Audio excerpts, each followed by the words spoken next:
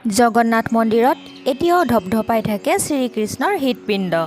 এই মন্দিৰত ইমান আলৌকিক যে বিজ্ঞানো হয় হাইৰাণ।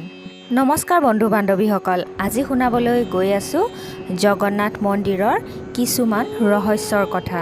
হয়তো কোনোবা লোকে ইয়াৰ বিষয়ে জানিবও পাৰে, হয়তো কোনোবাই নাজানিবও পাৰে। তেনেহ'লে আহক আজি শুনো জগন্নাথ মন্দিৰৰ ৰহস্যৰ কাহিনী। উৰিষ্যা ৰাজ্যৰ পুৰীত অৱস্থিত ভগৱান জগন্নাথ মন্দিৰ ভাৰতৰ 4টা পবিত্ৰ ধামৰ ভিতৰত অন্যতম। ভগৱান জগন্নাথৰ এই ৰথযাত্ৰাত তেওঁৰ ভাতৃ বলভদ্ৰ আৰু ভগ্নী সুভদ্ৰায়েও অংশগ্ৰহণ কৰে। বিশ্বাস কৰা হয় যে এবাৰ ভগৱান জগন্নাথৰ ভগ্নী সুভদ্ৰাই নগৰখন চাবলৈ ইচ্ছা কৰিছিল।